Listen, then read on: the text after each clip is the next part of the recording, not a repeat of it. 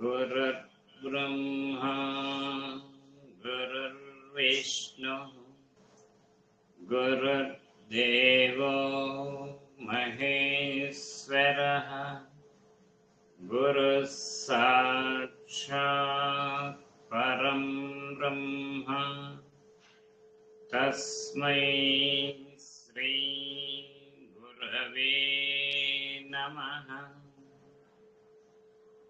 నమస్కారం master CVV.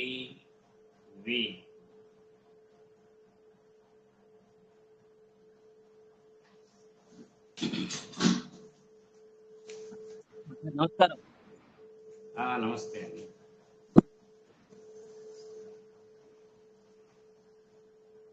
21వ సూత్రంలోకి ప్రవేశిస్తూ ఉన్నాం. Now, as it is undeniable that the curative principle in medicine is not itself perceptible.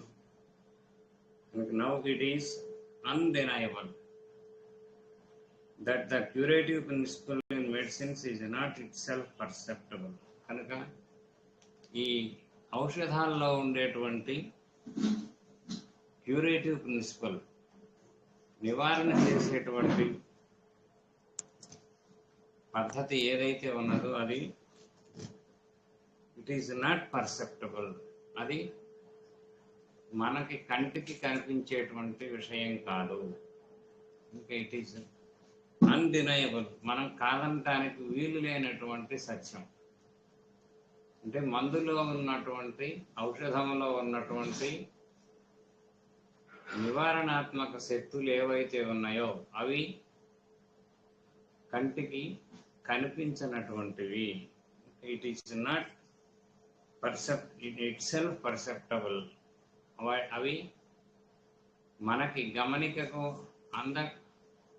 అందుబాటుగా ఉన్నటువంటివి కాదు. And is purely experiments with medicines conducted by the most accurate observers. అంటే ఎప్పుడు మనకు అది తెలుస్తాయి అంటే ప్రయోగాలు చేసినప్పుడు మాత్రమే తెలుస్తాయి. ఈ ప్రయోగాలు కూడా ఎట్లాంటి వాళ్ళు చేయాలి?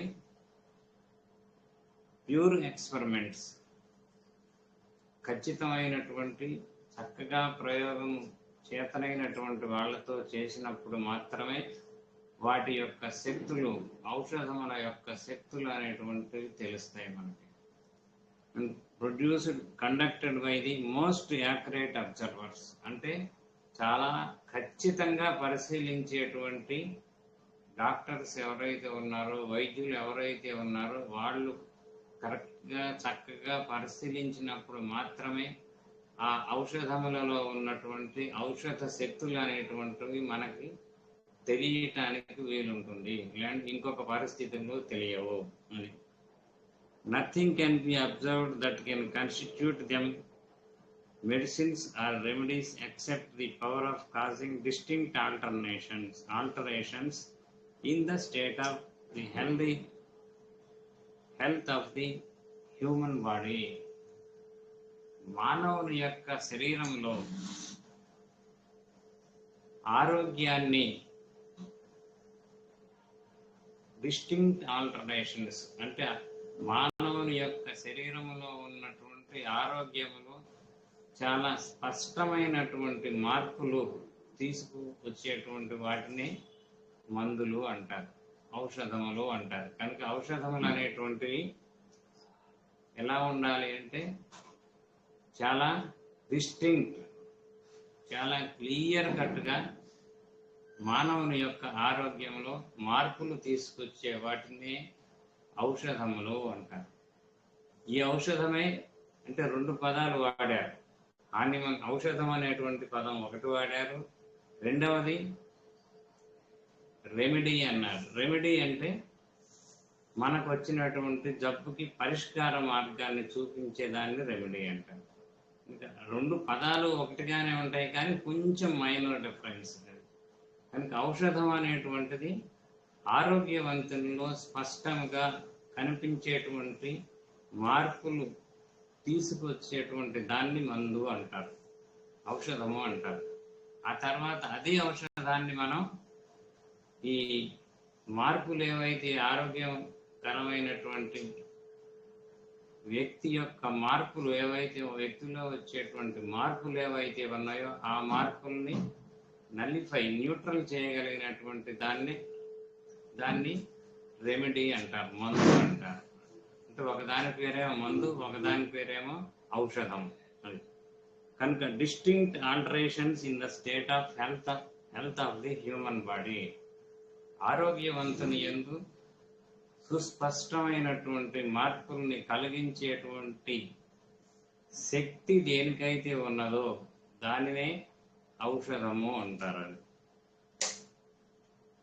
And particularly in that of the healthy individual, అది కూడా ఆరోగ్యవంతుని యందు మాత్రమే మార్పులను తేగలిగినటువంటి శక్తి సత్తా ఉన్నటువంటి దానినే మనం ఔషధము అంటాం. అది కనుక హెల్దీ ఇండివిజువల్, ఆరోగ్యవంతమైనటువంటి మానవునిలో మార్పులను తీసుకురాగలిగినటువంటి ఔషధం ఏదైతే ఉన్నదో దాన్నే మందు అంటాం. And particular and of exciting in various definite morbid symptoms. కనుక ఆరోగ్యవంతుల్లో చాలా సుస్పష్టకము సుబోధకము అయినటువంటి మార్పుల్ని తీసుకురాగలిగినటువంటి దాన్ని ఔషధము అంటారు. So it follows that when medicines act as remedies, కనుక ఔషధములను వాటిని మందులుగా మనం ప్రయోగించినప్పుడు అది కనుక so it follows that when medicines act as remedies, కనుక ఔషధాలని మనం ఔషధాన్ని మందులుగా ఎప్పుడు ప్రయోగిస్తాము? మనకి జబ్బు ఉన్నటువంటి పేషెంట్కి మందుగా ఉపయోగిస్తాం. ముందల ప్రతిదీ కూడా ఔషధమే. ఆ తర్వాత మనకి ఏ జబ్బులు అయితే ఉన్నాయో ఆ జబ్బులకు సరిపోయిన దాన్ని మందు అంటాం. మనం ఉన్నటువంటి పేషెంట్కి ఏ జబ్బులు ఉన్నాయో ఆ జబ్బులు ఉన్నటువంటి పేషెంట్కి సరిపోయేటువంటి మందుని మనం ఉన్నటువంటి 400 మందుల్లో సెలెక్ట్ చేసుకోవాల్సి ఉంటుంది. సెలెక్ట్ చేసుకున్న తర్వాత మనం దానిని ప్రయోగిస్తే ఆ రోగికి ఆరోగ్యం అనేటువంటిది చేకూరుతుంది. కనుక so it follows that when medicines act as remedies, కనుక మందులు అనేటువంటివి ఔషధములు అనేటువంటి వాటిని మనం మందులుగా ప్రయోగించినప్పుడు ఔషధములనే మందులుగా మనం ప్రయోగిస్తాం. ఔషధములనే వాటిని మనం మందులుగా ప్రయోగించినప్పుడు they can only bring the curative property into play. కనుక ఆ మందులు ఏం చేస్తాయంటే వాటిలో ఉన్నటువంటి నివారణా శక్తి ఏదైతే ఉన్నదో, అంటే మందుల్లో నివారణా శక్తి ఉంటుంది. అంటే ఒక జబ్బుని నివారించేటువంటి శక్తి. ఉదాహరణకి ఒక కలరా పేషెంట్ ఉన్నారనుకోండి, ఆ కలరా పేషెంట్కి మనం మందిస్తే హోమియోపతి మందుల్లో మనకి అపప్రద ఏంటంటే హోమియోపతి మందులు ఇవాళ ఇస్తే రేపటికి కానీ పనిచేయవు అనేటువంటిది ఒక అపప్రద ఉన్నది, ఒక చెడు వార్త అనేటువంటిది ప్రజాబాహుళ్యంలో వ్యాపించి ఉన్నది. కానీ అది కాదు, చాలా షార్ప్గా పనిచేస్తాయి, ఇమ్మీడియట్గా పనిచేస్తాయి. ఇంకా కలరా పేషెంట్కి మనం మందిస్తే ఏం చేయాలి? వెంటనే ఆ లక్షణాలను బట్టి కనుక మనం మందిస్తే ఇమ్మీడియట్గా వితిన్ స్పాట్ 2 నిమిషాల్లో శుభ్రంగా ఆ కలరా అనేటువంటిది పూర్తిగా, విరోచనాలు అనేటువంటివి పూర్తిగా తగ్గిపోతాయి. కనుక it can only bring there curative property.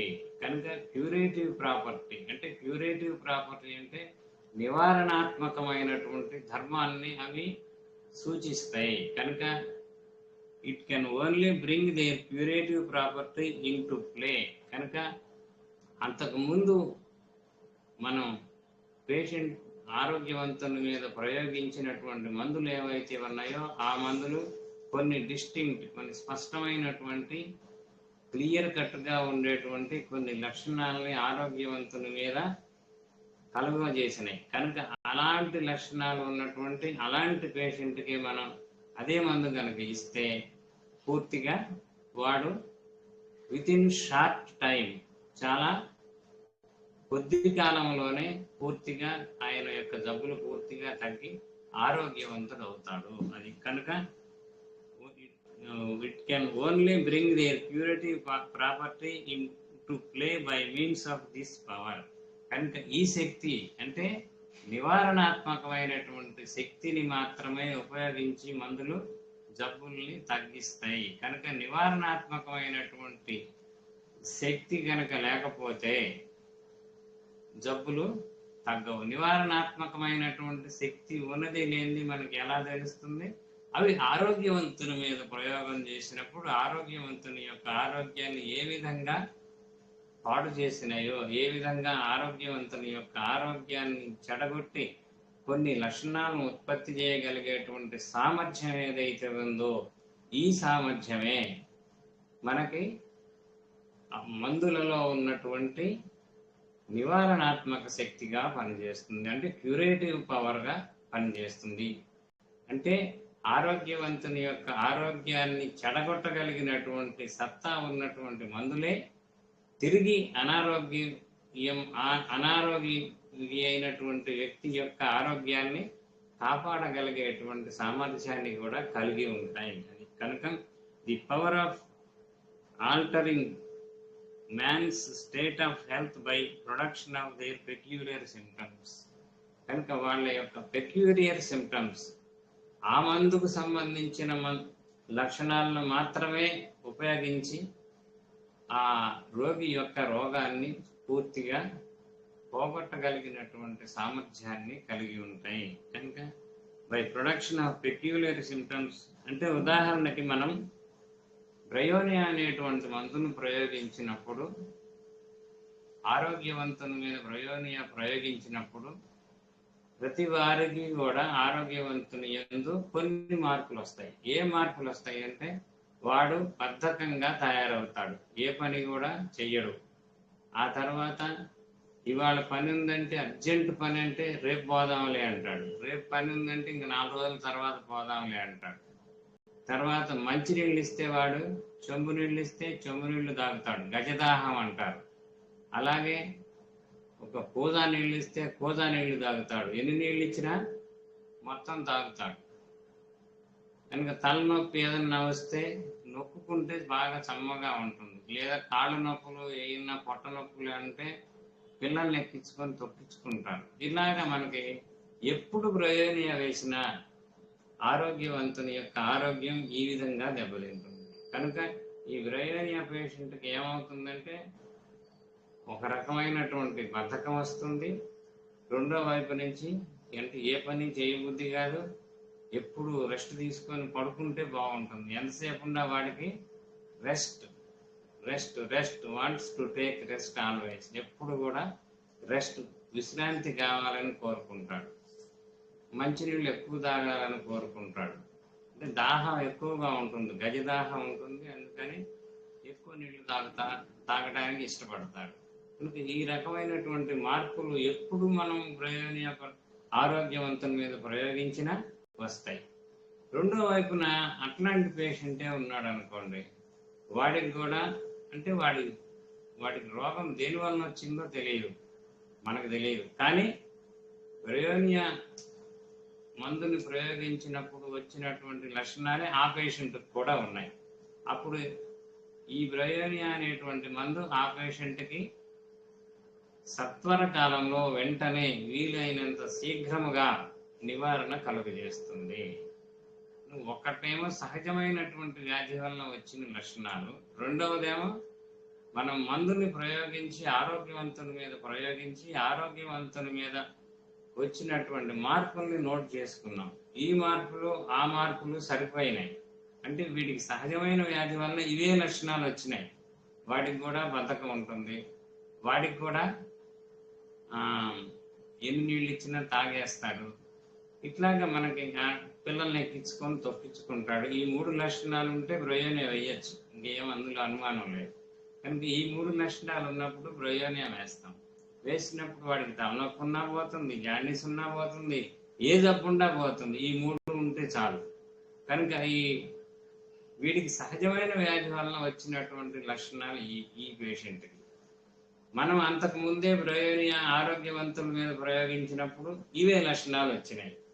ఇప్పుడు ఈ పేషెంట్కి మనం ఈ మందును కనుక బ్రయోనియా అనేటువంటి మందును కనుక వేస్తే వాడి ఆరోగ్యం సత్వరంగా కుదుట పడుతుంది. అది మనకి ఇచ్చినటువంటిది హోమియోపతి పద్ధతిలో ఇచ్చినటువంటి విధానం.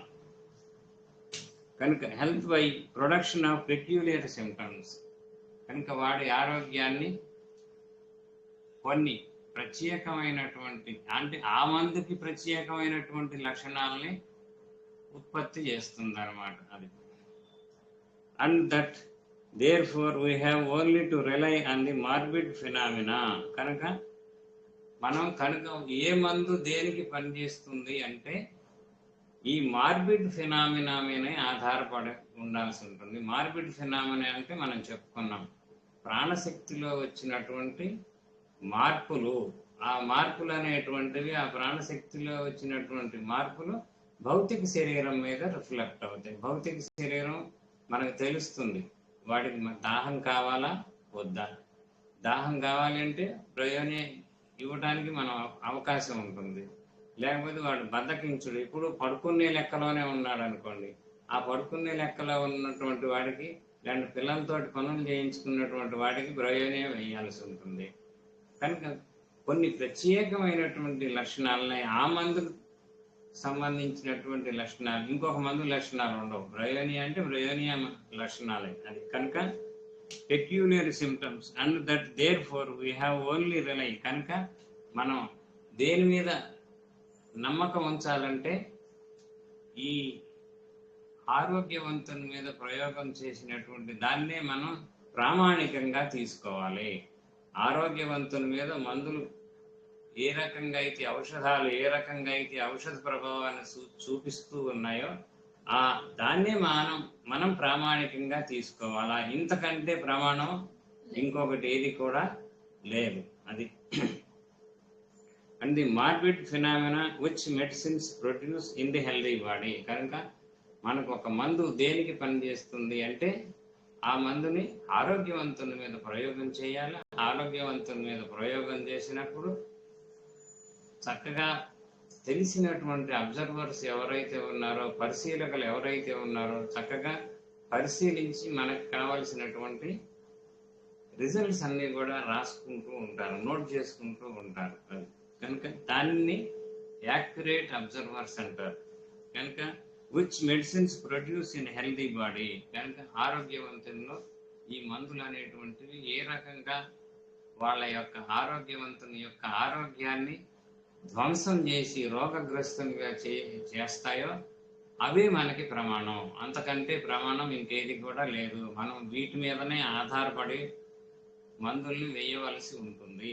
కనుక healthy body as the sole possible revelation of their indwelling curative power, కనుక ఆరోగ్యవంతుని మీద ప్రయోగం చేసినటువంటి ప్రయోగాలలో వచ్చినటువంటి మార్పులు ఏవైతే ఉన్నాయో ఇవే చాలా స్పష్టమైనటువంటి మార్పులు, చాలా క్లియర్ కట్గా, చాలా ఖచ్చితంగా ఎప్పుడు ఏ కాలంలో అయినా సరే, చలికాలం అయినా సరే కావచ్చు, ఎండాకాలం అయినా సరే కావచ్చు, ఇవే లక్షణాలు ఇట్లాగే ఉంటాయి. కనుక in order to learn what disease producing power, కనుక డిసీజ్ ప్రొడ్యూసింగ్ పవర్ తెలుసుకోవాలి అంటే ముందర ఆరోగ్యవంతుని మీద ప్రయోగం చేయాల్సిందే. చేసినప్పుడు మాత్రమే డిసీజ్ ప్రొడ్యూసింగ్ పవర్, ఆ మందు యొక్క వ్యాధి ఉత్పాదన శక్తి, ఆ మందుకి వ్యాధిని కలుగజేసేటువంటి శక్తి అనేటువంటిది ఉంటుంది. కనుక ఈ కలుగజేసేది కూడా శక్తి, మన ప్రాణమయ శరీరం కూడా శక్తియే అది. కనుక disease producing power and the same time what disease curing power, మొట్టమొదటి డిసీజ్ ప్రొడ్యూసింగ్ పవర్ ఉండాలి. ఆ డిసీజ్ ప్రొడ్యూసింగ్ పవరే అంటే వ్యాధిని ఉత్పాదన చేసేటువంటి శక్తియే తరువాత మనకు వ్యాధిని నివారణ చేసేటువంటి శక్తిగా కూడా పనిచేస్తుంది. అంటే ఇంతకన్నా మంచి మార్గము లేదు, ఇది ఒక్కటే మార్గము. ఆరోగ్యవంతుని యందు మనకి ఏవేవి జబ్బులు అయితే ఈ మందులు ఉత్పాదన చేయగలుగుతాయో అదే మందులు రోగగ్రస్తునికి అదే రకమైనటువంటి జబ్బుల్ని కూడా నయం చేయగలిగేటువంటి శక్తిని కలిగి ఉంటాయి. కనుక ఏ మందు అయితే మనకి ఆరోగ్యవంతుని యందు రోగ లక్షణాలను పుట్టించే సామర్థ్యం కలిగి ఉంటాయో అవే మందులు అదే లక్షణాలు కలిగినటువంటి రోగికి సంపూర్ణంగా సత్వరముగా నివారణ చేసేటువంటి శక్తిని కూడా కలిగి ఉంటాయి. కనుక ఈ శక్తే అంటే వ్యాధిని ఉత్పాదన చేసేటువంటి శక్తియే వ్యాధిని నివారణ చేసే శక్తిగా కూడా పనిచేస్తుంది. అది కనుక ఈచ్ ఇండివిజువల్ మెడిసిన్ పోజెస్, కనుక ప్రతి మందు కూడా దేని లక్షణాలు దానికి ఉంటాయి. కనుక ఏ మందుకు ఆ మందు మనం లక్షణాలు చూసుకొని ప్రయోగం చేయవలసి ఉంటుంది. తర్వాత మాస్టర్ గారు ఏం చెప్పారు చూద్దాం.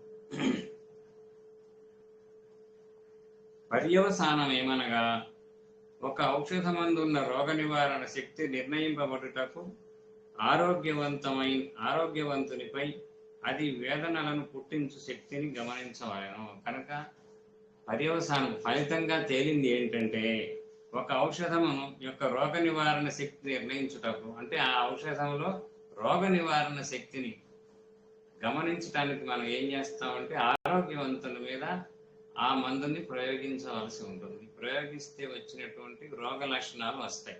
ఆరోగ్యవంతుని యందు రోగ లక్షణాలు వస్తే ఆ రోగ లక్షణాలు కలిగినటువంటి రోగికి, సహజమైనటువంటి వ్యాధి కలిగిన రోగికి అది ఔషధంగా పనిచేస్తుంది. ఇది మన యొక్క హోమియో సిద్ధాంతం. తర్వాత ఏ ద్రవ్యం ఆరోగ్యవంతునిపై ప్రయోగం చేసినప్పుడు అది వేదనలను పుట్టించుమో చూడవలను. కనుక ఏ మందు కనుక మనం ఏ ద్రవ్యాన్ని కనుక ఆరోగ్యవంతుని యందు కనుక ప్రయోగిస్తే అది ఏ రకమైనటువంటి వేదనలను పుట్టిస్తుందో జాగ్రత్తగా గమనించవలను. పుట్టించినచో దానికి ఔషధ శక్తి ఉన్నది. కనుక ఏదైనా సరే ఒక పదార్థాన్ని మనం ప్రయోగం చేసినప్పుడు వ్యాధుల్ని గనక ఆరోగ్యవంతుని యందు పుట్టించగలిగినటువంటి సామర్థ్యం చూపిస్తుందో అది దానికి ఔషధ శక్తి ఉన్నది. లేకపోతే మనం ఆహారం తీసుకున్నాం అనుకోండి, అన్నం వండుకున్నాం, తిన్నాం. శుభ్రంగా అన్నంలో ఏముంటుంది? మనకి కావలసినటువంటి ఆహార పదార్థం ఉంటుంది. అంటే ఇంకా సృష్టిలో ఉన్నటువంటి పదార్థాలు రెండే రెండు. ఒకటి ఆహార పదార్థములు, రెండవది విష పదార్థాలు. మనం రోజు తినేటువంటిది ఆహార పదార్థములు. ఈ ఆహార పదార్థాలు ఏమవుతాయంటే ఎన్ని రోజులు తిన్నా మనకి ఏ రోగం రాదు. మరి ఆహార పదార్థాల వలన కూడా రోగాలు వచ్చేటట్లయితే మనం ఆహారం తినటం వేస్ట్, కనుక మనకు జబ్బులు వస్తాయి.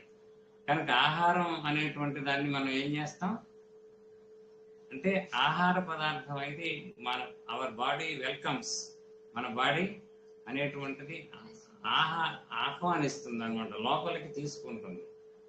అదే కనుక మనం చేదు పదార్థం ఏదన్నా పెట్టామనుకోండి, తింటారా? ఎవ్వరూ తినరు. కనుక ఆ చేదు అనేటువంటిది మనకి నాలుక మీద ఉన్నటువంటి టేస్ట్ బడ్స్ ద్వారా తెలుస్తుంది. అందువల్ల మనం ఆ చేదు పదార్థాన్ని బయటకు ఉమ్మేస్తాం. కనుక ఆహార పదార్థాలని మన శరీరం స్వీకరిస్తుంది, మనకి బలం కూడా వస్తుంది. తర్వాత ఈ కారణముననే ఆహారము ఔషధ ద్రవ్యము కాగలదు. కనుక దీనివల్లనే మనకు ఆహారం అనేటువంటిది ఔషధ పదార్థము కాదు. ఉప్పు, మిరపకాయ మున్నగు వానిని మనం ఆహారం నందు వాడుతున్నాం, కానీ మనం ఉప్పుని మిరపకాయని కూడా వాడుతూ ఉన్నాం. అందువల్ల జీర్ణం చేసే శక్తిని ఔషధముగానే మనం ఉపయోగించుతున్నాము. కనుక ఉప్పులో వాటిల్లో ఏంటంటే అది కూడా జీర్ణం చేసి, అంటే మనకి ఉప్పు అనేటువంటిది పూర్తిగా ఆహారం కాదు, ఆహారానికి జీర్ణం చేయడానికి పనికి వస్తుంది తప్పితే ఉప్పు అనేటువంటిది స్వయంగా అది ఆహార పదార్థం కాదు. అది ఇంకా ఉప్పు, మిరపకాయ మున్నగినవి స్వతంత్రంగా ఆహార ద్రవ్యములు కావు, అవి ఆహార ద్రవ్యాలు కావు. వానిని ప్రత్యేకముగా ఆరోగ్యవంతునిపై ప్రయోగించినచో తీవ్రమైన వేదనలు పుట్టును. కనుక వాటిని ఆరోగ్యవంతుని మీద ప్రయోగిస్తే, ఉప్పుని కనుక ప్రయోగిస్తే, మిరపకాయను కనుక ప్రయోగిస్తే ఆరోగ్యవంతుని యందు తీవ్రమైనటువంటి వేదనలు పుట్టును. ఆరోగ్యవంతుల్లో అనేక రకాలైనటువంటి మార్పులు వస్తాయి. కనుకనే హోమియోపతిలో వీటిని వ్యాధి నివారణ ఔషధముగా వాడుతున్నాము. కనుక అందుకనే వీటిని హోమియోపతి వైద్య విధానంలో ఉప్పు కూడా మందే, మిరపకాయ కూడా మందే. ఇంకా మిరపకాయ నుండి క్యాప్సికం అనే ఔషధం తయారు చేసినచో నోరు మంట, నోటిపోత, కన్నుల వెంట, ముక్కుల వెంట నీరు, కడుపులో మంట, గ్యాస్ట్రిక్ వ్యాధులు మున్నగు వేదనలతో కూడిన రోగము నివారణ అగును. కనుక ఇట్లాంటి జబ్బులు ఏవైనా ఉంటే ఈ జబ్బులు కాస్త అంటే గ్యాస్ట్రిక్ అల్సర్స్ కానీ, కడుపులో మంట కానీ, గ్యాస్ కానీ ఇట్లాంటివన్నీ కూడా మనకి ఈ క్యాప్సికం అనేటువంటి మందు ఉత్పత్తి చేస్తుంది. కనుక ప్రొడ్యూస్ చేస్తుంది ఆరోగ్యవంతుని యందు. మరలా తిరిగి దానినే మందుగా ప్రయోగించినప్పుడు అట్లాంటి లక్షణాలు ఉన్నటువంటి రోగికి అది మందుగా నివారణ ఇస్తుంది. కనుక అట్లే ఉప్పు నుండి తయారు చేసిన నేట్రమూర్ అనే మందు ఘోర వ్యాధులను నివారిస్తున్నది. ఉప్పు అనేటువంటిది మన ఉప్పే కదా అని మనం వాడుకుంటుంటాం. ఉప్పు అనేటువంటిది స్వతంత్రంగా ఆహార పదార్థం కాదు. ఉప్పు అనేటువంటిది ఔషధమే. ఎందుకంటే ఉప్పుని కనుక మనం ప్రయోగశాలలో ప్రయోగం చేస్తే ఉప్పు అనేటువంటిది చాలా ఘోరాతి ఘోరమైనటువంటి వ్యాధులన్నింటినీ కూడా నయం చేస్తుంది. ఉదాహరణకి మనకి ఎవరన్నా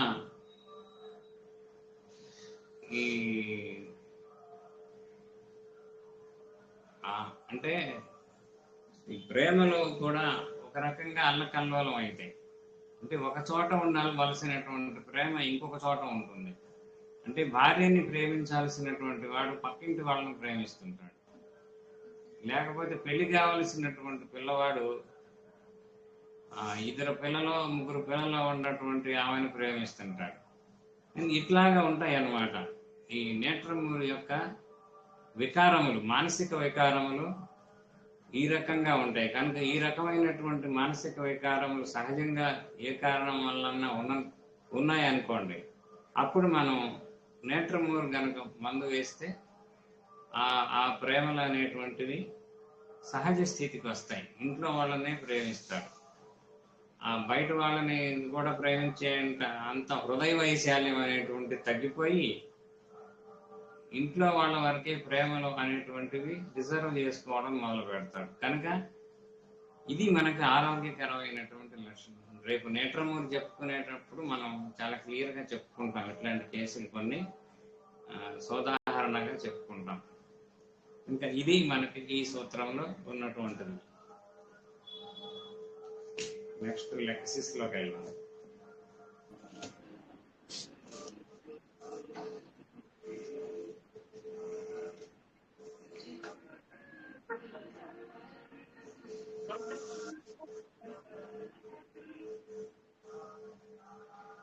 తర్వాత పాల్పిటేషన్, గుండె దడ, నీరసము, సింకింగ్ సెన్సేషన్ అంటే ప్రాణము పోయినట్లుగా ఉంటుంది. Cold sweats, change of seasons అంటే aggravation by change of seasons. Season change అయితే గల్లంత అవుతారు వీళ్ళు. అగ్రివేషన్ వామ్ అప్లికేషన్స్ అంటే వేడి అప్లికేషన్స్ మూలాన, అంటే వేడి నీళ్లు కానీ వేడిగా కప్పుకుంటాం మూలాన కానీ వాడికి గుండె దడ అనేటువంటిది ఎక్కువ వస్తుంది. దీంట్లో చైనా కానీ ఫెర్రమ్ ఫాస్ కానీ వేస్తే అది కూడా పోతుంది. ఫెర్రమ్ ఫాస్ చైనా కూడా ఇండికేట్ అవుతుంది. తర్వాత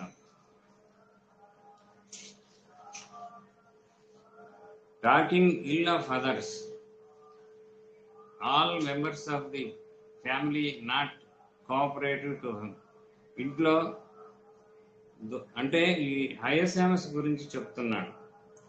టాకింగ్ ఇల్ ఆఫ్ అదర్స్ అంటే మిగిలిన వాళ్ళందరినీ కూడా చెడుగా చూపిస్తారు, చెడుగా మాట్లాడతారు. All the members of the family are not cooperative to him. ఇంట్లో దుష్ట శక్తులు ఉన్నాయి, ఏవేవో చెప్తుంది. హయస్యామస్ వేస్తే మెంటల్స్ అన్నీ కూడా మాయమవుతాయి. హార్ట్ కంప్లైంట్స్ వస్తాయి, అంటే మాయమైన తర్వాత హార్ట్ కంప్లైంట్స్ వస్తాయి. This is the situation that requires Lachesis. కనుక ఇప్పుడు ఈ హయస్యామస్ కనుక వేస్తే వచ్చినటువంటి మానసిక లక్షణాలన్నీ కూడా బాగుపడతాయి. అప్పుడు మనం లెక్సిస్ వేయాల్సి ఉంటుంది. లెక్సిస్ వేస్తే under Lachesis both mentals and physicals better. కనుక లెక్సిస్ కనుక వేస్తే మానసిక లక్షణాలు తగ్గుతాయి, భౌతిక లక్షణాలు కూడా గుండె దాడ ఇవన్నీ కూడా తగ్గుతాయి. And you repeat the dose, the case will be confused. కనుక రిపీట్ చేస్తే మటుకు కేసు అనేటువంటిది కన్ఫ్యూజ్ అవుతుంది, తికమక అవుతుంది. రిపీట్ చేస్తే కేసు కంప్ అయిపోతుంది. Lexis will work even after 1 year. Lexis అనేటువంటిది 1 సంవత్సరం తర్వాత కూడా పనిచేస్తూనే ఉంటుంది. ఒక్కసారి కానీ మనం ఒక డోసు వేస్తే అలాగా పనిచేస్తూ ఉంటుంది. So lexis is one of the drugs where you should be very care about repetition. కనుక లెక్సిస్ అనేటువంటి దాన్ని మనం రిపిటేషన్ అనేటువంటిది చాలా జాగ్రత్తగా చూసుకోవాలి. వాళ్ళకి అన్ని క్వశ్చన్లు పేషెంట్స్ అన్ని వేసి ఈ మందు ఎగ్జాస్ట్ అయిపోయింది అని మనం నిర్ణయించుకున్న తర్వాతనే మనం మందు రిపీట్ చేయవలసి ఉంటుంది. తర్వాత డ్రోసిరా అనేటువంటిది ఇంకొక మందు చెప్తున్నారు. డ్రోసిరా అనేటువంటిది మనకి కీటకాహార మొక్కలు అని ఉంటాయి. ఆ కీటకాలను తినేటువంటి మొక్కల్లో కూడా దీన్ని ఏమంటారు, నాన్ వెజ్ మొక్కలు ఉంటాయి. అవి నాన్ వెజ్ తింటాయి. కనుక should not be repeated.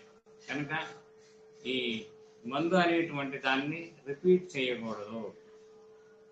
In whooping cough it will clears everything within a single dose if indicated. Whooping cough అంటే కోరింత దగ్గులు, వాటిల్లో మనకి 1 డోసు వేస్తే పూర్తిగా తగ్గిపోతుంది డ్రోసిరా ఇండికేట్ అయితే. And there is no change, you should not repeat it. ఏమీ మార్పు లేదనుకోండి, నువ్వు వేసినటువంటి మందు తప్పు మందు అనుకొని ఇంకొక మందు వేయాల్సి ఉంటుంది, తప్పితే ఆ మందు వేయకూడదు.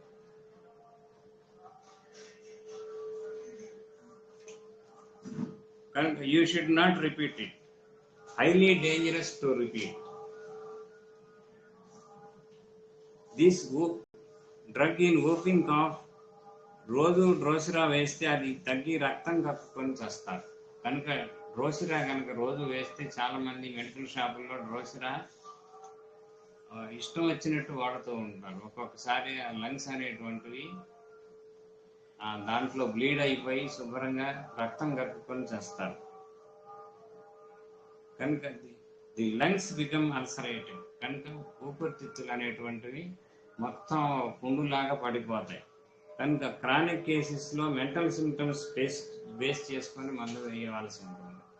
నాకు ఇట్లాగే ఒక కేసు వచ్చింది, బాగా పెద్ద ఆవిడ అనమాట. ఆవిడకి అంటే నాకు ఈ డ్రగ్ గురించి బాగా తెలియదు ఆ రోజుల్లో, ఈ డ్రోసిరా గురించి. సరే మామూలుగా 15 రోజులకు ఒకసారి రిపీట్ చేశాను. ఇట్లా 4-5 డోసులు వేసేసరికి కొన్ని రోజులు పోయిన తర్వాత ఒక 2 నెలలు పోయేటప్పటికి ఆ పెద్ద ఆవిడ రావడం మానుకుంది మందులకి. సరే కొన్ని రోజులు పోయిన తర్వాత ఏమైందంటే వాళ్ళ కోడలు వచ్చిందంటే అప్పుడు ఏం చేసిందంటే, మా అత్తయ్య గారికి మీరు కొన్ని రోజులు మందు ఇచ్చారు కదండి, ఆవిడ చనిపోయారు, అందుకని ఈ 200 ఉంచండి అంటే. నాకు తర్వాత ఎప్పుడు ఈ లెక్సిస్ అనేటువంటిది మాస్టర్ గారు నోట్స్ అనేటువంటిది దాన్ని చూసిన తర్వాత నాకు అప్పుడు అర్థమైంది నేను ఎంత పొరపాటు చేశానని. కనుక లెక్సిస్ అనేటువంటిది డ్రోసిరా అనేటువంటి మందుని పొరపాటును కూడా రిపీట్ చేయకూడదు. అంటే లెక్సిస్ కూడా రిపీట్ చేయడానికి వీలైనటువంటి మందు, డ్రోసిరా అంతకంటే కూడా రిపీట్ చేయడానికి వీలైనటువంటి మందు. నాకు ఒకసారి ఒక పేషెంట్ వచ్చేవాడు, ఆయన ఇవన్నీ కూడా ఎముకలన్నీ జామ్ అయిపోయాయి. అంటే దాదాపుగా ఎముకకి మామూలు గ్యాప్లు ఉండవు, అన్ని కలిసిపోయినాయి ఎముకలన్నీ. ఇక్కడ ఉన్నటువంటి ఉరో పంజరం అంటారు, పెల్విక్ గడ్డిల్ సారీ పెక్టోరల్ గడ్డీలు అంటారు. ఇదంతా కూడా ఈ ఎముకలన్నీ కూడా జామ్ అయిపోయి కలిసిపోయాయి. మెనక కూడా తిప్పలేడు. ఆయనకి డ్రోసిరా ఇండికేట్ అయింది. డ్రోసిరా ఒక డోసు వేశాను. వేసిన తర్వాత కంటిన్యూస్గా ఆయన బెటర్మెంట్ చెప్తూనే ఉన్నాడు, నాకు బాగానే ఉంది, నాకు బాగానే ఉందని. అలాగే సంవత్సరం చెప్పాడు. ఈ సంవత్సరం పాటు బాగానే ఉన్నాడు. నేనేం చేశానంటే నా చేపలేం కొద్దీ సంవత్సరం తర్వాత రిపీట్ చేశాను. రిపీట్ చేసినాక పేషెంట్కి నా దగ్గరికి రావడం మానుకున్నాడు. ఎందుకంటే ఆయన కంప్లైంట్స్ ఎక్కువ అయిపోయాయి. అది కనుక ఈ డ్రోసిరా అనేటువంటి మందు ని రిపీట్ చేయాలి అంటే మటుకి చాలా జాగ్రత్త కావాల్సిందే. అది ఇంక ఈ డ్రోసిరా పేషెంట్ ఎలా ఉంటాడు, వాడి యొక్క మానసిక లక్షణాలు ఏంటి, ఊరికి 4 చెప్పారు మాస్టర్, చెప్తున్నా. Irritated by the presence of others. మిగిలిన వాళ్ళు ఎవరైనా ఉంటే వాళ్ళు ఊరికనే కోపం వస్తుంది. ఈజీలీ యాంగర్, తేలికగా కోపం వస్తుంది.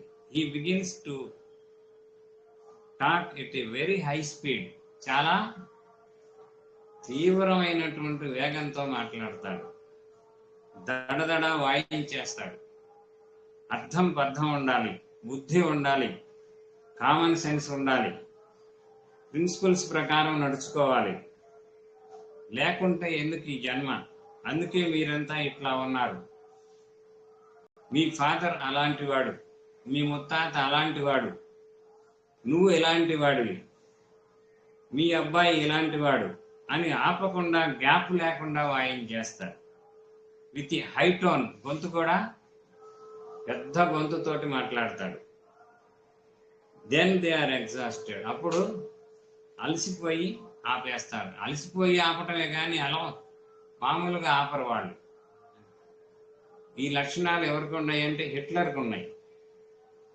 కనుక ఏ ఫ్రీక్వెంట్ ఇరిటేషన్ ఆఫ్ థ్రోట్, దీనికి తోడు వాడికి గొంతు ఎప్పుడు కూడా ఇరిటేషన్, గొంతు పచ్చిగా ఉంటుంది ఎప్పుడు. స్వెల్లింగ్ ఆఫ్ ది థ్రోట్, గొంతు వాపుగా కూడా ఉంటుంది. వాతావరణం మారినప్పుడల్లా గొంతు యొక్క వాపు వస్తుంది. ఈ లక్షణాలన్నీ ఉంటే మనం డ్రోసిరా వేయచ్చు. ఇంత స్పీడ్లో మాట్లాడాలి, ఇంత హడావుడిగా మాట్లాడాలి. మాట్లాడిన పేషెంట్కి ఆ కోరింత తగ్గుంటే అది కూడా తగ్గుతుంది. ఇది తగ్గుతుంది, అది తగ్గుతుంది. తర్వాత metastasis. One form of disease disappears into another form of disease. ఇంకా కొన్ని రోజులు ఒక లక్షణాలు ఉండి అవి తగ్గి మరలా ఇంకో కొత్త లక్షణాలు చూపిస్తాయి. దాన్ని మెటాస్టేసిస్ అంటారు. మనకి క్యాన్సర్లో చెబుతారు metastasis, 2nd stage, 3rd stage, 4th stage. దాన్ని అంటే ముందర లంగ్స్లో క్యాన్సర్ వచ్చింది అనుకోండి, ఆ లంగ్స్ క్యాన్సర్ కాస్త పోయి ఈ కంట్రాల్లో ఎక్కడ వచ్చింది అనుకోండి, దాన్ని మెటాస్టేసిస్ అంటారు. అని కనుక instead of the insanity there is headache. కనుక ఆవిడకి పిచ్చి ఉన్నదనుకోండి, లేకపోతే తలనొప్పి ఉన్నదనుకోండి, ఆ తలనొప్పి కొంతకాలానికి పిచ్చిగా కన్వర్ట్ అవుతుంది. అది లెఫ్ట్ సైడెడ్. కనుక ఈ తలనొప్పి కానీ ఇట్లాంటి ఎటువైపు వస్తాయి అంటే లెఫ్ట్ సైడ్ వస్తాయి. హీ కెనాట్ సీ అంటే చూడలేడు. హీ కెనాట్ స్పీక్ మాట్లాడలేడు. నాసియా వర్టిగో అంటే కడుపులో తిప్పినట్టుగా ఉంటుంది, తల తిప్పిగా ఉంటుంది. అండ్ రీలింగ్ సెన్సేషన్ పడిపోబోయేటట్టుగా ఉంటుంది. కెనాట్ బియర్ వామ్ అప్లికేషన్స్ వేడి వాతావరణం, వేడి పద్ధతిని భరించలేడు. 10 to 15 years ఈ సఫర్స్ విత్ దీస్ సిమ్టమ్స్. కనుక 10-15 సంవత్సరాలు ఈ తలనొప్పితోటి సఫర్ అయినటువంటి వాళ్ళు అక్కడి నుంచి అంటే ఎనాల్జిసిన్ ఎట్లాంటి మందులన్నీ వాడతారు. అక్కడి నుంచి ఈ develops heart disease, palpitation and anaemia. అక్కడి నుంచి అది మాయమైపోయి, తలనొప్పి మాయమైపోయి వాళ్ళకి హార్ట్ కంప్లైంట్స్ వస్తాయి. పాల్పిటేషన్ అంటే గుండె దడ, ఆ తర్వాత ఎనీమియా, ఇవన్నీ కూడా వస్తాయి. అంటే ఒక సెట్ మాయమైపోయి ఇంకొక సెట్లోకి రావడాన్ని దాన్ని మెటాస్టేసిస్ అంటారు. కనుక lexis controls heart and head symptoms simultaneously. కనుక లెక్సిస్ అనేటువంటి మందు వేస్తే హార్ట్ సిమ్టమ్స్ తగ్గుతాయి, అట్లాగే హెడ్ సిమ్టమ్స్ కూడా మొత్తం ఒక మందుకే తగ్గిపోతాయి. ఇది లెక్సిస్ అనేటువంటిది ఆ కెపాసిటీ ఉన్నటువంటి మందు. తర్వాత ఎబ్రోటనం కూడా ఒక మందు. ఆ మందు a child is going into loose motions. ఎబ్రోటనంలో లూజ్ మోషన్స్ ఉంటాయి, which could not be controlled. ఆ లూజ్ మోషన్స్ అనేటువంటివి కంట్రోల్ అవ్వవు. అండ్ ఎగైన్ మరలా వస్తుంటాయి. ఆ లూజ్ మోషన్స్ అనేటువంటివి మరలా వస్తుంటాయి. He becomes emaciated. సన్నగా బక్క చిక్కిపోతారు. ఐస్ శాలో, కళ్ళు గుంటలు పడిపోతాయి. Even the Abrotanum if in safest to repeat. కనుక ఎబ్రోటనం అనేటువంటిది సేఫెస్ట్ మందు, రిపీట్ చేయడానికి సేఫెస్ట్, భయపడాల్సినటువంటి పని లేదు. కనుక it never harms the patient. ఇది పేషెంట్ని ఎప్పుడు కూడా ప్రమాదము కలిగించేటువంటి మందు కాదు. బ్రోసిడ్ అయితే భయపడాలి, లెక్సిస్ అయితే భయపడాలి. ఇదైతే భయపడే పని లేదు, ఇంకొక డోసు అవసరమైతే వేసుకోవచ్చు. తర్వాత aversion to work and think. ఏ పని చేయడానికి అయిష్టత. Feeling sensation while thinking. ఆలోచిస్తే ఆ కళ్ళు తిరుగుతాయి అన్నమాట. Phosphorus is more often indicated in girls at the age of puberty than boys. అని ఫాస్ఫరస్ అనేటువంటిది చిన్నపిల్లల్లో, అంటే యుక్త వయసు వచ్చేటువంటి వయసులోకి రాబోయేటువంటి పిల్లల్లో ఇది చక్కగా పనిచేసేటువంటి మందు ఫాస్ఫరస్. ఎందుకంటే వాళ్ళు ఒక్కసారే పెరుగుదల అనేటువంటిది ఉంటుంది. ఆ పెరుగుదలకి ఈ బాడీలో హార్మోన్స్ అవి తట్టుకోలేక ఈ పెరుగుదలకి భరించలేక మనకి కంప్లైంట్స్ వస్తాయి. అప్పుడు మనకి ఫాస్ఫరస్ అనేటువంటిది ఇండికేట్ అవుతుంది.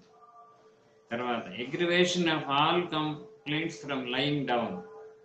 ఇంకా పడుకుంటే మటుకు బాధలన్నీ కూడా ఎక్కువ అవుతాయి. హారిజాంటల్ పొజిషన్లో ఉంటే బాధలన్నీ ఎక్కువ అవుతాయి. హారిజాంటల్ అంటే స్ట్రైట్గా పడుకోవటం. అది ఆస్తమా కూడా ఎక్కువ అవుతుంది. ఆస్తమా ఉంటే వాడికి ఆస్తమా కూడా ఎక్కువ అవుతుంది, ఆయాసం.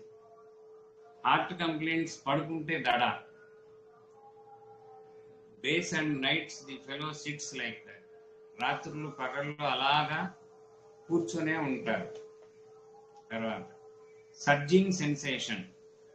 రక్తమంతా ఒక చోట కూడినట్లుండుట, రక్తమంతా తలలో చేరినట్లుండుట, రక్తమంతా తలలోనికి వెళ్ళుచున్నదంటారు. బుర్ర గిర్రని తిరిగిపోతుంది, కళ్ళు తిరుగుతాయి, గుడ్లు లాగేస్తుంటాయి. Head is heavy, the eyes are thrown out as if the much of the blood is throwing the eyes out. కనుక ఈ కళ్ళని బయటికి నెట్టేస్తుంది అన్నమాట. రక్తం అనేటువంటిది ఒక్కసారిగా ప్రసరించేటప్పటికి రక్త ప్రసారం యొక్క వేగాన్ని తట్టుకోలేక కళ్ళు కూడా బయటికి పొడుచుకొని వస్తుంటాయి. He feels the sensation as if the head would burst. ఇంకా తల పగిలిపోతుందేమో అన్నట్లుగా బాధపడిపోతుంటాడు. సిట్స్ డౌన్,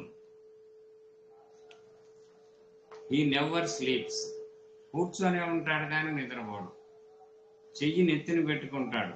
రక్తం అంతా గుండెలోనికి వస్తుంది, రక్తనాళాలు బ్రద్దలవుతున్నాయి అంటాడు. Sometimes he says that the blood is rushing into the lungs. ఒక్కొక్కసారి ఊపిరితిత్తుల్లోకి రక్తం అంతా వచ్చి చేరుతుంది అంటాడు. తర్వాత waves of pain that synchronises with pulse. అంటే నొప్పి అలలలాగా ఉంటుంది అన్నమాట. ఇలాగా ఉంటుంది, మనకి చెరువులు అలలు ఎలా ఉంటాయో అలా ఉంటుంది, సముద్రంలో అలలలాగా ఉంటుంది అన్నమాట. ఇంకా waves of pain that synchronises with the pulse. అంటే గుండెలో ఉండేటువంటి పల్స్ మనకి ఇక్కడ తెలుస్తుంది. కనుక అలాగ పల్స్ ఎలా అయితే అలల్లాగా ఉంటుందో అలాగా అలల్లాగా ఉంటుంది అన్నమాట. Pain from changing the position, అంటే ఏమాత్రం కదిలినా సరే బాధలు ఎక్కువ అవుతాయి, అంటే బ్రయోనియా లాగా. If he stands up the head would burst, లేచి నిలబడ్డాడు అనుకోండి అప్పుడు తలంతా కూడా పగిలిపోతుందేమో అన్నంత బాధ ఉంటుంది. లేచి కూర్చుంటే కూర్చునగానే ఎక్కువ అవుతుంది, కాసేపటికి తగ్గుతుంది. తర్వాత headaches begins in the morning. Headaches అనేటువంటి ఉదయం మొదలవుతాయి. Continue for any length of time. ఎప్పుడు తగ్గుతుందో బ్రహ్మదేవుడు చెప్పాల్సిందే, తగ్గనే తగ్గదు.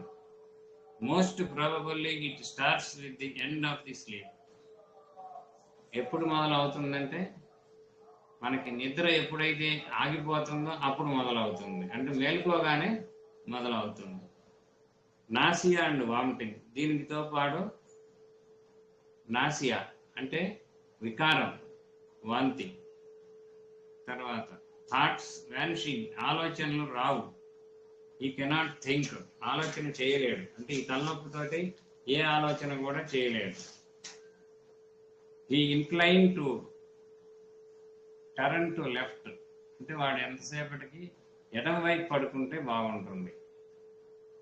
Even in the epileptic fit the fellow turns left automatically, అంటే మూర్ఛ రోగాల్లో కూడా ఆటోమేటిక్గా ఎడమ వైపు తిరిగి పడుకుంటాడు. More often he gets fits in sleep, fits కూడా ఎక్కువ నిద్రలోనే వస్తాయి.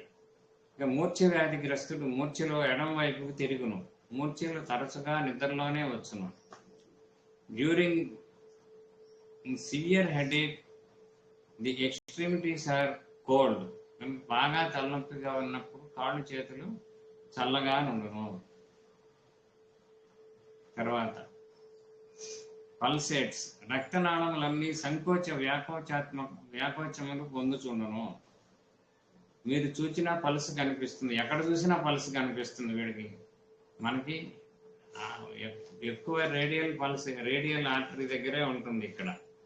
ఈ వీళ్ళకి ఎక్కడ చేయి పెట్టినా టక టక కొట్టుకుంటుంది అనమాట అది. తర్వాత కనుక శరీరం కదలదు కానీ ఒళ్ళంతా కదులుతున్నట్లుగా ఉండను, అందువల్ల శరీరం కదలను కానీ ఒళ్ళంతా కూడా కదులుతున్నట్లుగా ఉంటుంది. తర్వాత weight and pressure, great weight of the body, శరీరం చాలా బరువుగా ఉండును, నొక్కుచున్నట్లు ఉండును. He feels that it is pressed, he feels sometimes that the hand is heavy, ఒక్కొక్కసారి చెయ్యి బాగా బరువుగా ఉన్నట్లు ఉంటుంది. Sometimes it is before the paralytic stroke, ఒక్కొక్కసారి ఈ చెయ్యి బరువు అనేటువంటిది పెరాలిసిస్ ముందు వచ్చేటువంటి లక్షణంగా ఉంటుంది. ఇన్ హైపర్ టెన్సివ్ పేషెంట్స్, ఇది బీపీ ఉన్నటువంటి పేషెంట్స్. తర్వాత amelioration of all sufferings from hard pressure like Bryonia, బాగా నొక్కితే బాగా చమ్మగా ఉంటుందన్నమాట. ఎమ్యూలిరేషన్ ఎగ్రివేషన్ మైల్డ్ టచ్, కొంచెం పట్టుకుంటే బాధలు ఎక్కువ అవుతాయి. He cannot allow the draft of air, చిన్న గాలి తగిలినా భరించలేడు. ఎగ్రివేషన్ ఆఫ్ నాయిస్ కాన్వర్జేషన్, కనుక శబ్దం వల్ల కూడా బాధలన్నీ ఎక్కువ అవుతాయి. ఆ తర్వాత if you ask something he feels awful of it, మనం ఏదన్నా చెబితే వాటికి చాలా బాధగా ఉంటుంది. ఎగ్రివేషన్ వెన్ అదర్స్ ఆర్ స్పీకింగ్, మిగిలిన వాళ్ళు ఎవరన్నా మాట్లాడుతుంటే వాడికి కోపంగా ఉంటుంది, అంటే వాడిని మాట్లాడనికపోతే వాడికి కోపం అనమాట. అందుకని ఎప్పుడు కూడా వాడు ఎవరిని మాట్లాడినవాడు వాడే మాట్లాడుతుంటాడు. ఊప్ సెన్సేషన్, అంటే గుర్రపు నాడ లాగా ఉంటుంది అనమాట. ఈ నొప్పి, తలనొప్పి అనేటువంటిది గుర్రపు నాడ ఆకారంలో నొప్పి ఉంటుంది అనమాట. Pressing like that shape in head or any other place, అంటే తలలో అయినా రావచ్చు, ఇంకెక్కడైనా రావచ్చు, గుర్రపు నాడ ఆకారంలో ఉంటుంది అనమాట. తర్వాత if you put something in the years he cuffs, ఏదన్నా చెవిలో పెడితే దగ్గు వస్తుంది, చెవిలో ఏదన్నా పుల్ల పెడితే దగ్గు వస్తుంది. ఎగ్రివేషన్ కఫ్, గొంతులో ఏదో పుల్ల పెట్టి కదిలించినట్లుగా ఉంటుంది. తర్వాత కాజేషన్ ఆఫ్ లెక్సిస్, దేని వల్ల లెక్సిస్ పేషెంట్లు అవుతారు? సివియర్ డిసప్పాయింట్మెంట్, తీవ్రమైనటువంటి ఆశాభంగం వల్ల. ఎగ్జామ్స్ ఫస్ట్ క్లాస్ వస్తుందని ఎక్స్పెక్ట్ చేసి కంప్యూటర్ ఫాల్ట్ వల్ల తప్పుతాడు. అంటే ఆయన పాపం ఆ స్టూడెంట్ బాగా కాన్ఫిడెంట్గా ఉన్నాడు, నేను బాగా రాశాను, నాకు బాగా మార్కులు వస్తాయని. కానీ ఈ కంప్యూటర్ యొక్క రాక్షసమైనటువంటి చర్య వలన తప్పుతాడు. అప్పుడు లెక్సిస్ పేషెంట్ అయ్యేటువంటి అవకాశం ఉంది. తర్వాత exams failure goes into Lachesis, exams fail అయ్యారు, అప్పుడు లెక్సిస్ పేషెంట్ అవుతారు. ఇట్లా 4 మందులు ఉన్నాయి. Exams failure goes into Lycopodium patient, exams failure goes into Natrum mur patient, exams failure goes into aurum met patients. అంటే ఈ 4 మందులు కూడా ఇండికేట్ అవుతాయి ఎగ్జామ్స్ ఫెయిల్ అయినటువంటి, అంటే బాగా రాసినా కానీ ఫెయిల్ అయ్యేటువంటి సందర్భాలు ఉంటాయి. అప్పుడు మనకి ఈ పేషెంట్స్ అవుతారు. ఈవెన్ బిఫోర్ గెటింగ్ రిజల్ట్స్, కొంతమంది ఆర్జెంటమ్ నైట్రికం పేషెంట్స్ రిజల్ట్స్ రాకముందు, పరీక్షలు అయిపోయినాయి, రాస్తాడు, వాడు ఫస్ట్ క్లాస్లో వస్తాడు. అంటే అప్పట్లో ఫస్ట్ క్లాస్ అంటే ఎక్కువ, ఇప్పుడు ఫస్ట్ క్లాస్ అంటే ప్రతి వాళ్ళకి ఫస్ట్ క్లాసే. కనుక రిజల్ట్స్ రాకముందే తప్పేస్తాం బాబాయ్, తప్పుతాం బాబాయ్, బాబాయ్ బాబాయ్ ఇది తప్పుతాం అంటాడు వాడు. అంటే తలకాయ తీసుకెళ్ళి రైలు కింద పెడదామా, లేకపోతే రైలు ఎత్తుకొచ్చి తల కింద పెడదామా, ఇట్లా ఆలోచిస్తుంటాడు వాడు. అంటే ఈ అర్జెంటమ్ నైట్రికం పేషెంట్లు అలా ఉంటారు. తర్వాత Calcarea carb, Silicea and also Staphysagria. Headache, ఈ స్టాప్సియాగ్రియాలో ఎట్లా ఉంటుందంటే హెడేక్, తలనొప్పి, రీలింగ్ అండ్ హై ఫీవర్స్. కనుక ఈ తలనొప్పి స్టాప్సియాగ్రియా వాళ్ళకి రిజల్ట్స్ అయిపోయిన తర్వాత రీలింగ్ అంటే తల అనేటువంటి తిరుగుతూ ఉంటుంది, హై ఫీవర్ కూడా వస్తుంటుంది. అంటే వాడు ఎక్స్పెక్ట్ చేసినటువంటి రిజల్ట్స్ రాలేదు. అందుకని పిల్లవాడిని సినిమాకి తీసుకెళ్తానని తీసుకెళ్ళకపోయినా స్టాప్సియాగ్రియా పేషెంట్ అవుతారు. అంటే ఇక్కడ కూడా ఆశలు భంగం అవుతాయి. కనుక ఎవరైతే ఆశలు పెట్టుకున్నారో వాళ్ళ ఫాదర్ సినిమాకి తీసుకెళ్తారన్నాడు, ఆఫీసులోనే ఉండిపోయాడు, ఆయన ఆఫీస్ గొడవలో మర్చిపోయాడు, వీడికి ఇక్కడికి వచ్చేటప్పటికి ఫీవర్ వచ్చింది, అది స్టాప్సియాగ్రియాతో పోతుంది.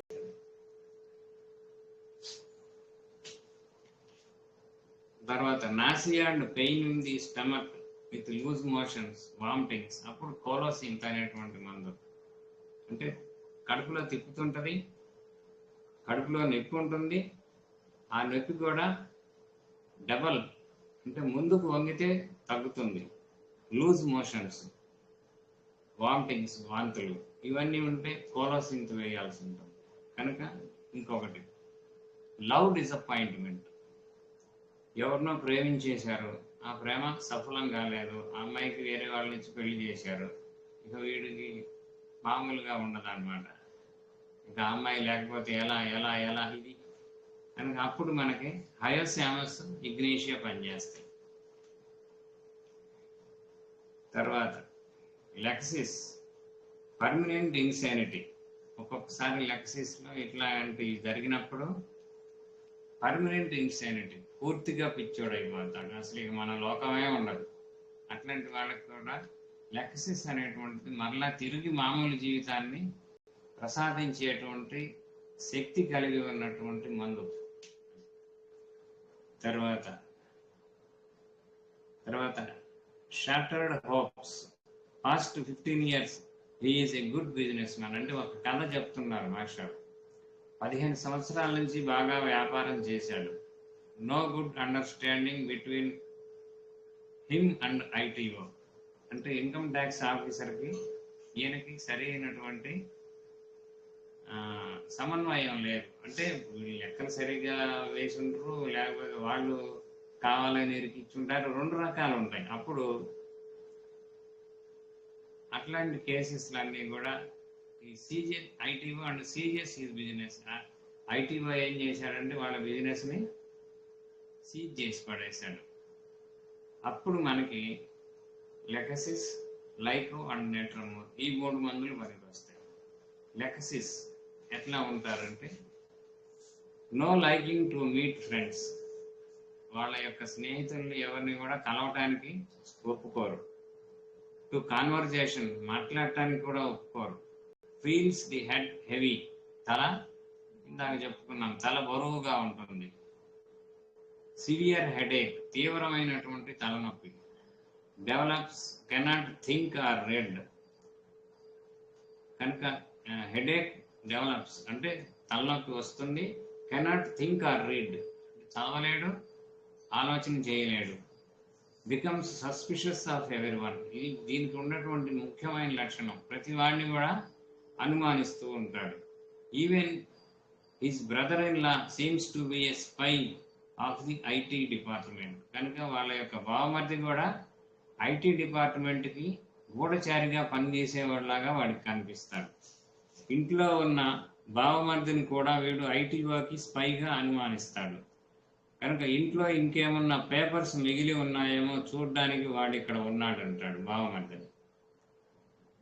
He suspects that everyone is to సచ్ his secret papers and submit them to IT department, కనుక ఇంట్లో ఉన్నటువంటి ప్రతి వాళ్ళు కూడా ఐటీ డిపార్ట్మెంట్కి నా యొక్క పేపర్స్ అన్నీ కూడా secret papers, business secret papers అన్నీ కూడా ఐటీ డిపార్ట్మెంట్ వాళ్ళకి సబ్మిట్ చేయడానికి అందరూ పనిచేస్తున్నారు అని వీడు అనుమానిస్తాడు. Feels very much pain on the shoulders, ఈ భుజాల మీద విపరీతమైనటువంటి నొప్పులు. It descends to muscles and nerves, కనుక అది నరాల్లోకి కూడా, కండరాల్లోకి, నరాల్లోకి కూడా ఆ బాధలన్నీ కూడా వస్తాయి. ఇది ఒక కేసు అన్నమాట. నాకు తెలిసినటువంటి వాళ్ళు ఒకళ్ళు ఉన్నారు ఇట్లాగే. ఆ అబ్బాయి కూడా సంథింగ్ గుంటూరు దగ్గర పల్లెటూరులో బిజినెస్ చేశాడు, వ్యాపారం చేశాడు. చేసిన తర్వాత ఆయన ఏమైందంటే కొన్ని అంటే స్కీమ్స్ లాగా పనిచేస్తారు వీళ్ళు. కొన్ని వస్తువులు ఇస్తారు, ఆ వస్తువులకి మరలా డబ్బులు మెల్లగా వసూలు చేసుకుంటుంటారు. అట్లా స్కీమ్ లాగా చేసేటప్పుడు ఆ డబ్బులు జనం ఎగ్గొట్టేశారు. ఎగ్గొట్టేటప్పటికి ఆయన ప్రతి వాడిని కూడా అనుమానించడం మొదలుపెట్టాడు. ఈవెన్ బావమర్దిని కూడా అనుమానించడం మొదలుపెట్టాడు. అసలు వీడు అనుమానించిన వాడు అంటూ ఉన్నాడు. చివరికి కొన్ని రోజులు పోయేటప్పటికి ఇట్లా చేసి కొన్ని 1 నెల 2 నెలలు లేకపోతే ఒక 5-6 నెలలు పోయేటప్పటికి శ్రీశైలం వెళ్ళి చనిపోయాడు, ఆత్మహత్య చేసుకున్నాడు. కనుక ఇలా ఉంటుందన్నమాట కేసు. తర్వాత సడన్ షాక్స్, అంటే సడన్ గా షాక్ తగిలినటువంటి వాళ్ళకి ఎలా ఉంటుంది. ఎకోనైట్, ఇగ్నీషియా అండ్ కాఫియా, కనుక ఇట్లాంటి కేసెస్ అన్నింటిలో ఈ 3 పనిచేస్తాయి.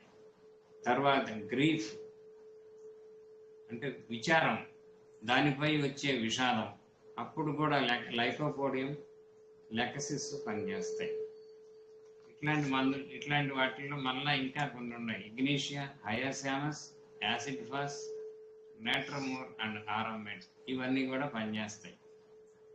తర్వాత హిస్టరీ ఆఫ్ స్నేక్ బైట్స్. ఈ హిస్టరీ ఆఫ్ స్నేక్ బైట్స్, పాములు అంటే ఇదివరకు ఆయుర్వేద మందుల్లో ఆ జబ్బు కనుక సీరియస్గా ఉండి తగ్గకపోతే అప్పుడు పాము గరళం అని పోసేవాళ్ళు. పాము యొక్క విషాన్ని అత్యంత బాగా డైల్యూట్ చేసి దాంట్లో ఒక చుక్క వేసేవాళ్ళు. వేస్తే ఆ జబ్బులు తగ్గిపోయి ఆ తర్వాత ఏమవుతుందంటే డైరెక్ట్ పాము విషయమే కదా వేసింది, అందుకని ఏదో కొన్ని కంప్లైంట్స్ మిగిలిపోతాయి వాళ్ళు. అసలు జబ్బులు తగ్గిపోతాయి. ఏ జబ్బుతో సఫర్ అవుతున్నాడో ఆ జబ్బు తగ్గిపోయి ఆ తర్వాత కొన్ని కంప్లైంట్స్ మిగిలిపోతాయి. ఒకసారి నాకు ఇట్లాగే ఒక పేషెంట్ వచ్చి ఆయనకి ఇట్లాగే చెప్పాడు, పాము గరళం పోసారు నాకు చిన్నప్పుడు అని. ఏదో జబ్బు చేస్తే ఆ జబ్బుకి సంబంధించి పాము గరళం పోసారు. పాము గరళం పోస్తే బతికాడు. అక్కడి నుంచి ఆయనకి దాదాపు ఇది ఒక 7-8 సంవత్సరాల వయసులో జరిగింది. నాకు పేషెంట్గా వచ్చేటప్పటికి 40 ఏళ్ళు ఉంటాయి. అప్పుడు ఆయన ఏం చేశాడంటే, నాకు పులిపిరికాయలు ఉండే, పులిపిరికాయలకు మందు వేయమన్నాడు. నేను కొత్తగా మందులు నేర్చుకున్నటువంటి రోజులయ్యి ఆ పులిపిరికాయలు వేసాయి తూజా అన్న. తూజా 200 అనేటువంటిది ఒక మందు వేశాను. వేస్తే ఆయన పులిపిరికాయలు కూడా రాలిపోయినాయి. అదృష్టం, పులిపిరికాయలు కూడా రాలిపోయి ఆ తర్వాత ఆయనకి ఈ పాము గరళం పోసిన దగ్గర నుంచి తలనొప్పి ఒకటి పట్టుకుంది. ప్రతిరోజు తలనొప్పి వచ్చేది. ఆ తలనొప్పికి కూడా పోయింది. అది ఎందుకు పోయిందో నాకు తెలియలా. సరే, తర్వాత నేను పుస్తకాలు చదువుతూ ఉంటే అప్పుడు తూజాలో ఒక లక్షణం రాసింది, హిస్టరీ ఆఫ్ యానిమల్ బైట్స్. అంటే ఏ జీవి అయినా సరే, ఏ జంతువు అయినా సరే ఇంకొక జంతువును కరిచినప్పుడు ఆ కరిచినటువంటిది అది విషం కింద పనిచేస్తుంది. మనకి పాము కావచ్చు, ఇంకా వేరే జంతువు కావచ్చు, ఆ కరిచినప్పుడు అది విషం కింద పనిచేసి మనకి ఉన్నటువంటి కొత్త లక్షణాలు ఆ విషానికి సంబంధించినటువంటి, అంటే మనిషి కరిచినా కానీ విషమే, కుక్క కరిచినా విషమే. కనుక అక్కడి నుంచి కొత్త లక్షణాలు వస్తాయి మనకి. అంటే ఏంటి, ఆ పాము విషం వేసిన తర్వాత, ఆ పాము యొక్క విష ప్రయోగం జరిగిన తర్వాత ఆయనకి చక్కగా తలనొప్పి అనేటువంటిది బాగా కుదురుకున్నది అనమాట. 40 సంవత్సరాల నుంచి ఆయన బాధపడుతూ ఉన్నాడు. తూజా ఒక డోసు వేసేసరికి పోయింది. కనుక లెక్సిస్ పనిచేస్తుంది, అలాగే తూజా కూడా పనిచేస్తుంది. History of animal bites. ఆ తర్వాత మాకు కొంచెం 5 నిమిషాలు అయిపోతుంది. తర్వాత మాకు ఒక వర్కర్ ఉండేవాడు, గోల్డ్ వర్కర్ ఉండేవాడు. వాళ్ళ అబ్బాయిని కోతి గరిచింది. కోతి గరిస్తే ఆ కోతికి ఇంజక్షన్లు చేశారు, టీటీలు చేశారు, అవి చేశారు, ఇది చేశారు. ఒక 2 నెలలు 3 నెలలు పోయిన తర్వాత అప్పుడు నా దగ్గరికి తీసుకొచ్చారు. తీసుకొస్తే తూజా 200 ఒక డోసు వేశాను. వేస్తే శుభ్రంగా మాయమైపోయింది. ఆ గాయం మానలేదు. ఎన్నాళ్ళు ఉండ వాళ్ళకి 2 నెలలు 3 నెలలు ఉండా ఆ కోతి గరిచినటువంటి గాయం మానలా. అప్పుడు తూజా 200 వేస్తే పూర్తిగా మాయమైపోయింది, ఇమీడియట్గా మాయమైపోయింది.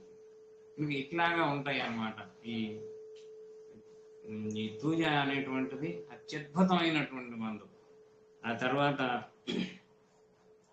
మా అమ్మగారి అల్లుడు ఒక ఆయనకి, ఆయన కాలేజీలో క్లర్క్గా పనిచేస్తారు. ఆయనకి పాము గరిచింది. పాము గరిచిన తర్వాత నేనేం చెప్పానంటే, అది కరిచి 10-15 సంవత్సరాలు అయింది. అక్కడి నుంచి ఆయన ఫిట్స్ డెవలప్ అయినాయి. ఆ ఫిట్స్ డెవలప్ అయితే నేనేం చేశానంటే, హోమియోపతిలో మందు ఉంది, చక్కగా వాడితే సరిపోతే ఫిట్స్ కూడా పోతాయి, నీకు పాము గరిచిన దగ్గర నుంచే కదా ఫిట్స్ వచ్చినాయి అని చెప్పాను. సరే వస్తాను వెళ్ళి మందు కలిపినాడు. ఒక రోజున ఆయన బస్సులో బయలుదేరారు. ఆ బస్సులో బయలుదేరి వాళ్ళ ఊరు దగ్గర నుంచి బస్సులో బయలుదేరితే మా బస్సు బాగా రద్దీగా ఉంది. ఆ ఎదురుగా ఉన్నాయని వాళ్ళు ఆయనే, ఎక్కడికి వెళ్తున్నామంటే ఇట్లా మా బావమర్ది ఫోన్ చేశాడు, ఇట్లా హోమియోపతిలో మందులు ఉంటాయి అంటే, ఇంకేమన్నా బతకాలని లేదా అన్నాడు.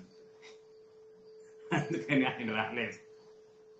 తర్వాత ఏంటి బావగారు రాలేదంటే ఇలా అన్నాడు. వాళ్ళు కర్మట్టు పెట్టింది, మనం ఏం చేస్తాం. తర్వాత ఆయన కొంతకాలానికి చనిపోయాడు. కానీ ఎవరైనా ఏ కంప్లైంట్ అయినా కానీ ఈ లెక్సిస్ యొక్క వ్యవహారం అలా ఉంటుందన్నమాట. అంటే మనకి ఈ పాము గరళం వాడినటువంటి కేసుల్లో లెక్సిస్ అయినా వేయచ్చు, తూజా అయినా వేయచ్చు. తర్వాత radiant heat spoils the lexis. కనుక మనం లెక్సిస్ కనుక మందు వేస్తే, పొయ్యి దగ్గర అన్నం వండే చోట కానీ కొలిమి దగ్గర కనుక లెక్సిస్ వేసుకున్న 24 గంటల లోపల ఉంటే ఆ మందు కాస్త వెళ్ళిపోతుంది, పనిచేయదు.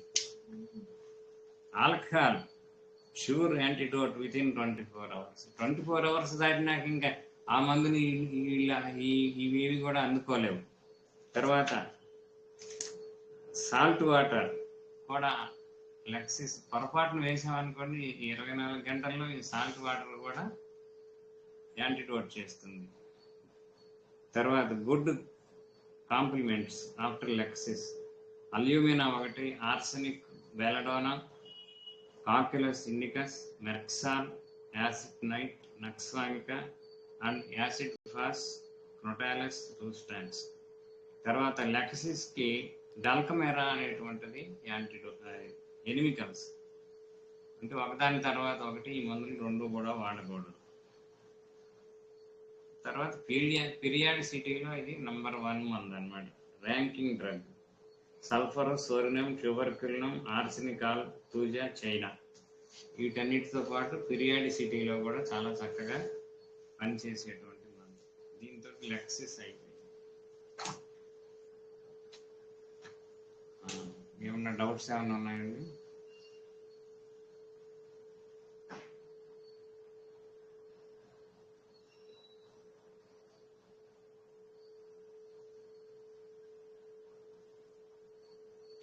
సరే, చేస్తాను.